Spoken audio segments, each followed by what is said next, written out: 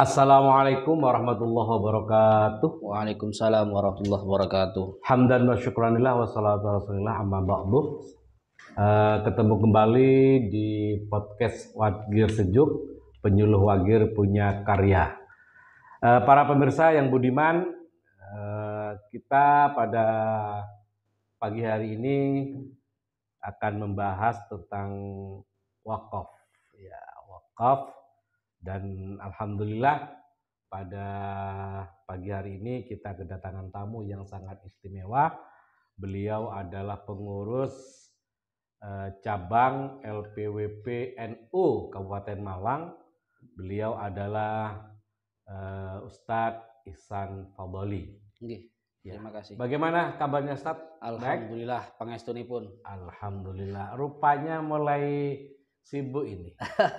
Kemarin setelah dari rakor di Jakarta, Betul. Setelah itu kemarin menjelang 1 abad NU itu juga siap. Kayaknya rakor juga ya. Siap. Di Surabaya. Di mana ya? Sidoarjo ya, tentang wakaf ini ya. Alhamdulillah perkembangan wakaf di Kabupaten Malang ini mendapat penghargaan dari PBNU ya. Tentang perkembangan di Kabupaten Malang. Siapa di balik itu? Ya diantaranya beliau inilah selaku sekretaris di LWPNU Kabupaten Malang. Kita akan bincang-bincang tentang wakaf. Yang kita ketahui wakaf itu adalah yang sering kita ketahui itu adalah wakaf tanah, ya kan? Betul. Wakaf tanah untuk masjid, untuk lembaga pendidikan, untuk tempat umum dan sebagainya. Itu yang sering kita ketahui. Nah, cuman akhir-akhir ini begini Ustaz. Saya banyak mendengar di berita-berita ya. Kan kemarin saya juga ikut literasi tentang wakaf sebenarnya. Itu mulai berkembang tentang wakaf uang. Bahkan ada wakaf dengan uang. Siap. Saya juga masih bingung ini antara wakaf uang dengan wakaf dengan uang. Siap. Nah, ini juga yang membedakan dengan kan? Dengan. Mungkin dari Ustadz bisa menceritakan kepada pemirsa bagaimana sebenarnya wakaf uang dan wakaf dengan uang ini. Baik. Silakan Ustadz. Terima kasih. Sebelumnya kita sapa dulu para pemirsa yang setia dalam podcast Wagir Sejuk, penyuluh agama Wagir punya karya. Alhamdulillah wa ni'matillah wala haula wala quwwata illa billahil aliyil azim. Rabbi shrah li wa yassir li amri wahlul lisani yafqahu qawli. Amma ba'd. Terlebih dahulu dalam mengucapkan terima kasih kepada Bapak Marsidi selaku pembimbing di kepenyuluhan Kecamatan Wagir dan juga penyuluh fungsional PAIF di kami. Sebetulnya kami hanya sebagai penjembatan mawon. Ya. Semuanya itu tidak lepas dari beliau-beliau yang ada di lapangan tentunya sebagai ujung tombak eksekusi yang luar biasa. Bagaimana tentunya giroh untuk menyelamatkan aset. Wakaf itu artinya kan para dermawan wakif itu kan sudah menyerahkan sebagian harta yang dia cintai untuk diberikan kepada umat. Tentu untuk umum. Tentunya sebagai kita yang warga masyarakat yang mungkin sedikit paham tentang tersebut harus ambil estafet. Artinya sudah diberi, kenapa kok tidak rawat, ambil dan manfaatkan sehingga amanah yang beliau berikan bisa benar-benar kemanfaatannya terjaga. Karena banyak ya kasus-kasus ketika sudah diwakafkan oleh orang tuanya, ya terutama kasus tanah ini yang saya ingat. Nah setelah itu turun-temurun akhirnya karena tidak diurus dan tidak dilegalkan seperti itu ya, tidak disertifikatkan, akhirnya apa? Akhirnya jadi rebutan ahli waris. Kan kasihan itu kan. Padahal awalnya wakaf ini untuk jariah beliau, bukan menjadi sebuah beban di saat beliau di akhirat, tapi di saat harta ini menjadi sebuah permasalahan di keluarga, nah ini akan menambah beban beliau di akhirat. Nah, ini maka dari itu tidak lain kami bergerak bukan karena apa, tentunya untuk kemaslahatan bersama, Dan terpenting lagi, kita di wakaf ini bukan kami saja, artinya siapapun masyarakat bisa menjadi bagian dari itu semua. Memang panjenengan pas ini Ustaz. Ya. Di kepenyuluhan ini memang spesialisnya itu adalah di bidang wakaf ya. Nah kebetulan di cabang di NU cabang Kabupaten Malang, panjenengan masuk di LPWP ini. Iya, LWPNU. LWPNU ya. Jadi LWPNU Lembaga Wakaf Pertanahan NU. Jadi pas gitu loh. Gayung bersambut gitu ya. Siap. Ya alhamdulillah. Memang momen-momen terakhir ini kita sangat banyak program dari PB tentunya, mulai dari pertama Rakernas yang jenengan sebutkan itu, kemudian dengan adanya itu akhirnya menghasilkan beberapa keputusan kebijakan-kebijakan. Iya. Oleh-olehnya apa Ustaz? Oleh-olehnya tentang wakaf loh ya maksud saya. Siap. Salah satunya mengenai program ke depan, artinya wakaf ini biar tidak hanya yang jenengan sebutkan hanya sebatas tanah dan lain sebagainya. Kemudian harus bagaimana wakaf itu berkembang. Betul. Atau mengikuti zaman dan juga melihat kondisi sekarang, melihat kondisi tanah itu tiap tahunnya akan meningkat harga, kemudian harga meningkat, kemudian dari segi semakin menyempit. Jumlahnya menyempit karena kebutuhan terutama di wilayah kota-kota. Nah, ini perlunya pengembangan di situ, sehingga bagaimana caranya wakaf semakin tahun ini tidak berhenti di situ tapi berkembang. Nah, oleh karena itu padahal banyak masyarakat ingin wakaf. Ingin mewakafkan hartanya kan. Betul. Seperti itu. Karena sesuai dengan yang kita dengar itu kan ada 3 yang nantinya akan terus mengalir. Betul. Salah satunya sedekah jariyah. Sedekah jariyah itu tentunya keterkaitan yang besar itu di bidang wakaf karena kemanfaatnya selalu terjaga. Mungkin itu sedikit gambaran dari kami. Selanjutnya dari situlah Rakernas itu memutuskan salah satunya mengoptimalisasikan di bidang wakaf yang nilainya produktif. Oh gitu. Bergerak ya. Bergerak. Iya, ada wakaf tidak bergerak, ada wakaf bergerak. Betul. Sehingga nantinya bisa dikatakan ada gayung bersambut antara wakaf yang umpamanya tanah Ustaz ya. Tanah di situ kan butuh pembiayaan operasional dan lain sebagainya, sehingga di sisi lain ada bidang wakaf yang bisa diproduktifkan, sehingga untuk pembangunan tanah yang awalnya kosong untuk peruntukan apapun itu, kemaslahatan umat masjid, bisa ditutupi atau dikelola dari hasil wakaf yang nilainya produktif tadi. Sehingga ngapunten kebutuhan masyarakat inilah tidak hanya kita mengambil dari masyarakat, tapi bisa menghidupi masyarakat melalui wakaf. Melalui wakaf uang yang produktif tadi. Jadi seperti itu. Nah terus gimana Ustaz?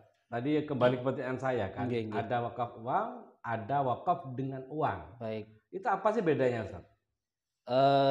Menurut yang kita pahami, yang sudah disosialisasikan oleh PBNU dan BWI, wakaf memang ada 2 terkait uang. Itu wakaf dengan uang dan wakaf melalui uang.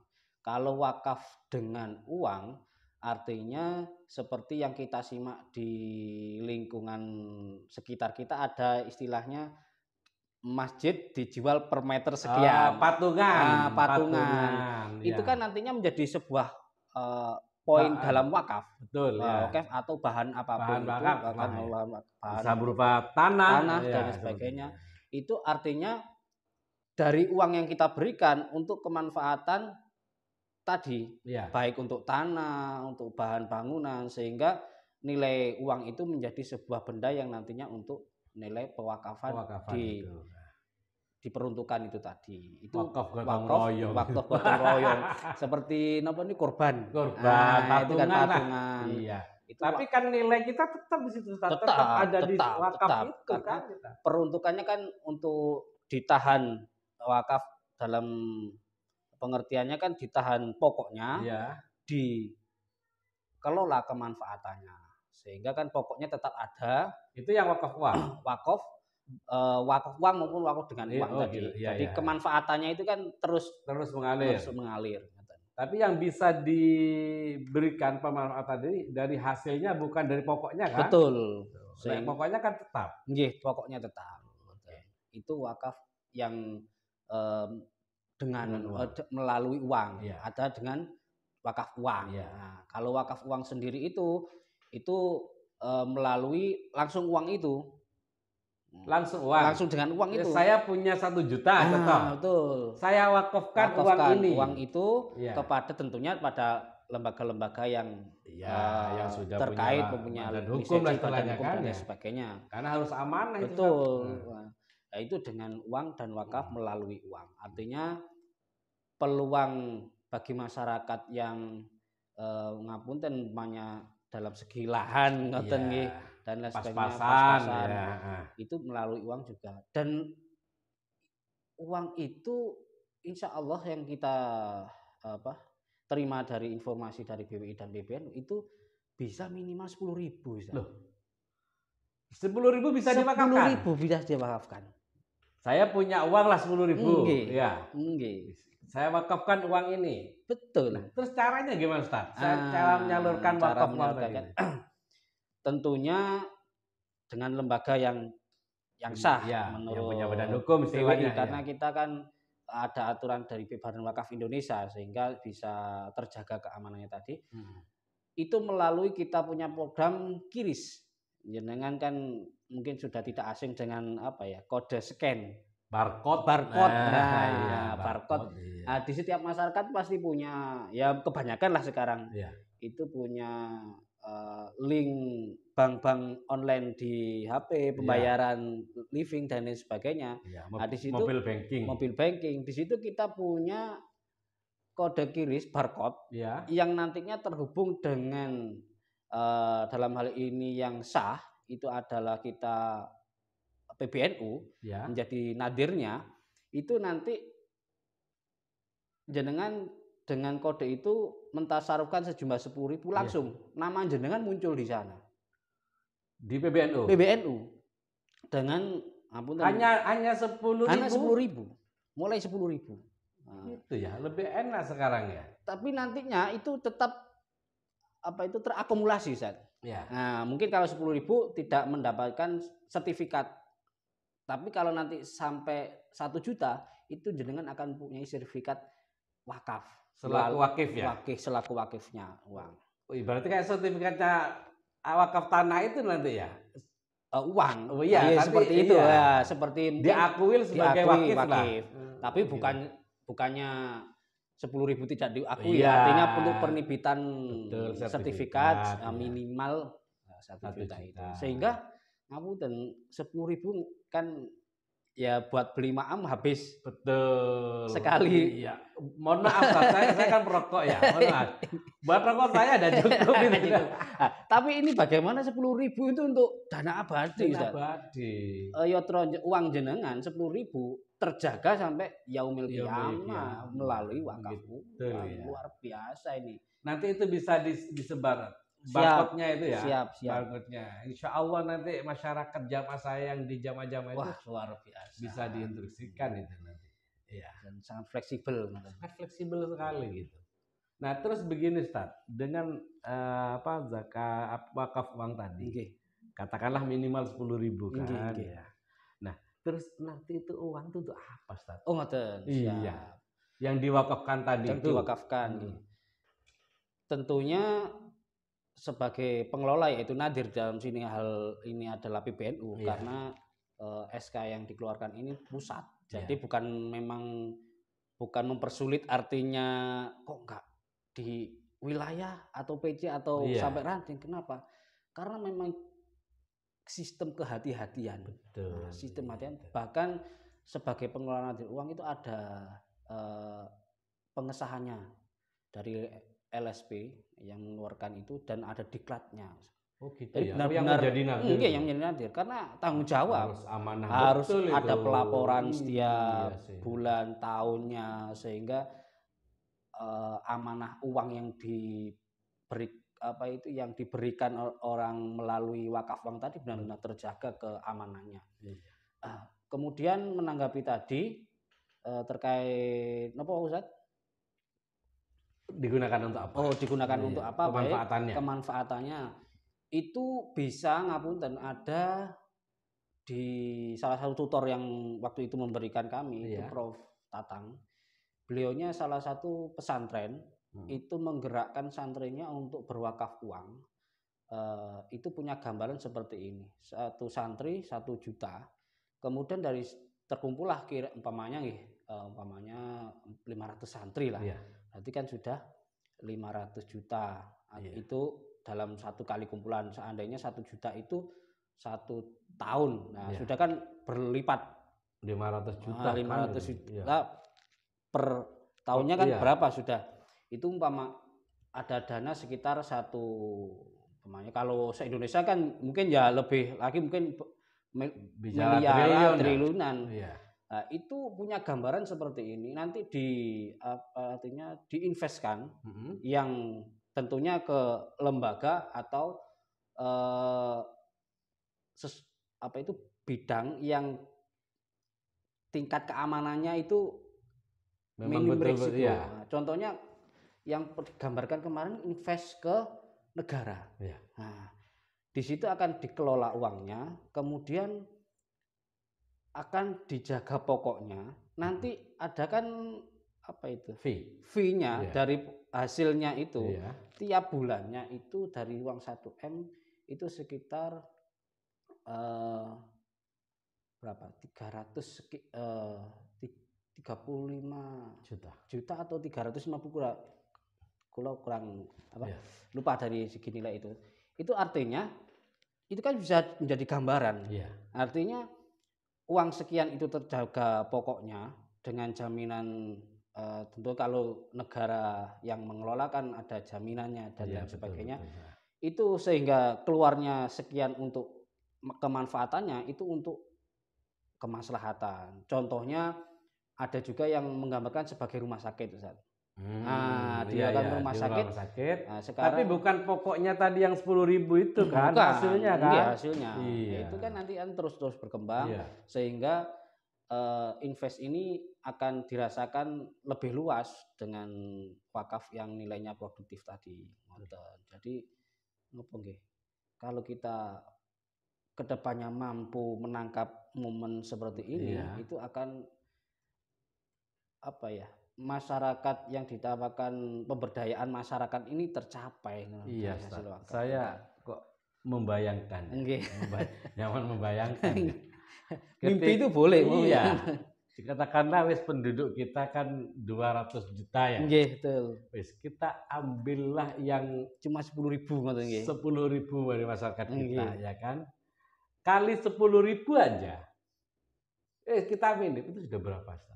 Luar biasa. Itu kalau dikatakan membiayai kehidupan masyarakat, kalau bisa dikembangkan itu sudah makmur masyarakat kita. Iya kan? Paling tidak kalau nanti dikembangkan ke rumah sakit kan.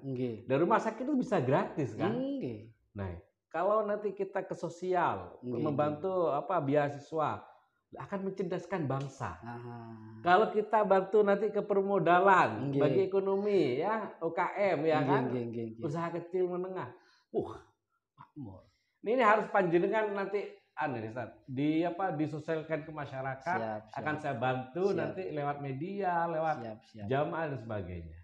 Ya, semoga gelora ini bisa ditangkap dengan masyarakat. Artinya bagaimana peluang-peluang untuk beramal ini sebetulnya mudah. Betul. Tinggal bagaimana kita sosialisasi saja. Soalnya kan pokoknya tetap 10.000 tadi itu. Nah, terus begini Ustaz, kan kadang bingung. Kita membedakan antara sedekah, zakat, dan wakaf itu bagaimana? Ada perbedaan yang signifikan lah. Baik, terima kasih. Mungkin sedikit kami telaah kembali untuk infak, sedekah, zakat. Itu kan kalau infak sedekah itu kan bukan hal wajib tentunya. Seandainya kita punya berapapun tidak perlu kaya, dan itu bisa untuk melakukan dua hal tersebut. Dan tapi kalau zakat fitrah wajib. Wajib zakat fitrah. Kemudian dan langsung tersalurkan. Artinya selesai di situ. Kalau zakat tadi sudah wajib. Tentunya kalau wakaf, nah ini yang menarik. Artinya berapapun yang nantinya kita berikan itu benar tersampaikan, tapi tetap. Nah ini yang membedakannya. Tidak bisa habis. Tidak bisa habis. Dari segi dananya loh ya. Dananya. Iya. Apalagi pahalanya kan seperti itu. Nah, kalau sedekah tadi kan kita berikan habis kan nilainya kan. Nilainya untuk apa itu kegunaannya? Ya untung kalau seandainya diletakkan di masjid bisa selama sedekah jariah nanti kan ya. Tapi kalau wakaf terus ini. Ya itu yang memang benar-benar sedekah jariah itu ya sebetulnya ya wakaf itu. Ini ya. Wakaf itu. Wilayah qiyamah tadi. Karena wajib menahan pokoknya itu wajib. Ya contohnya aja 1.000 yang 10.000. Iya. Nah, tertahan gak mungkin kita bisa menahan uang 10.000 sampai betul iya wes no kantong nah dialihkan ke wakaf seperti itu ya mudahnya kita sangat mudahnya wakaf. Terus gini Ustaz, sekarang kan zaman era milenial lah kan seperti itu. Betul. Apa sih era milenial itu kan serba kecanggihannya kan seperti itu. Nah ini peluang untuk zakat uang di era ini bagaimana Ustaz? Baik. Seperti yang dikutip di depan tadi dengan menggunakan kode QRIS kan sudah mengikuti zaman, artinya berwakaf tidak perlu datang jenengan 10.000 ya. Memang kalau seandainya beliaunya tidak punya QRIS bisa, tapi di situ kan sudah. Tapi malu Ustaz, 10.000 tapi lewat QRIS yang tahu hanya aplikasi dengan sang kuasa siap. Itulah memudahkan. Artinya zaman-zaman sekarang kita bisa sosial di sekolahan dengan nominal 10.000. Betul. Anak-anak pendidik pun tidak keberatan dengan nilai tersebut. Artinya ya zamannya juga dengan modernisasi masuk, dengan zaman milenial, anak-anak yang sekarang serba online canggih itu mampu menerima, sehingga tepat kalau dikatakan wakaf uang ini kita gerakkan di era milenial sebenarnya, sehingga wakaf ini kesannya bukan zamane mbah-mbah dhisik sing iso wakaf. Lah saiki arek-arek mah iya kapan itu wakaf mangkate gawe omah untuk perumahan. Betul ya. Seperti itu. Makanya era milenial ini dengan adanya wakaf produktif terutama wakaf uang ini sangat matching sekali. Ini tinggal bagaimana kita menggerakkan dan sosialisasi ke masyarakat. Ini sangat penting Ustaz. Cuman begini ya, sekarang kita kan punya suudon tidak boleh kan ya. Cuman kita hati-hati juga itu wajib kan seperti itu, hati-hati.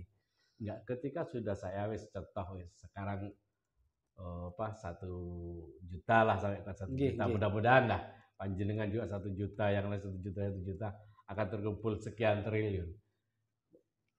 Gambaran aman enggak ya? Ini memang aman enggak, dan amanahkah enggak yang pengelola nazir tadi itu? Terkait uang ini memang selalu hangat sampai ada keplesetnya kita kan naudzubillah. Naudzubillah jangan sampai terjadi hal seperti itu. Baik, terkait kehati-hatian dan yang sudah ngapunten yang pernah terjadi kasus dana sosial. Betul. Yang pernah mencuat di satu lembaga itu kan. Itu kan masyarakat trauma. Trauma. Karena transparansinya kurang kepada orang yang memberi. Betul. Itu ya mungkin ada kekurangan ya. Nah, tentunya kita mengambil sebuah pelajaran dari situ, kehati-hatian bagaimana memberikan pelayanan kepada masyarakat, menjaga amanah. Nah, di sini untuk kami di NU itu sudah disahkan nazirnya melalui BWI dan LFI menjaga sertifikasi bidang perwakafan itu, sehingga insya Allah transparansi itu terjaga. Tentunya dengan kode QR tadi, kode QR itu nanti jenengan bisa dicek Ustaz. Jadi nama jenengan ngapunten Pak Marsidi ngoten nggih. Di situ nominalnya 10.000 atau berapapun itu langsung tercatat dengan nama jenengan.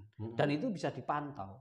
Nah, nanti kita ini sedang merancang wakaf uang dan melalui uang tadi. Kalau wakaf melalui uang itu nanti ada link di situ, umpamanya di Kabupaten Malang ini proyek pembangunan NU, mamanya rumah sakit apa, Iya. nah, mau diwakafkan di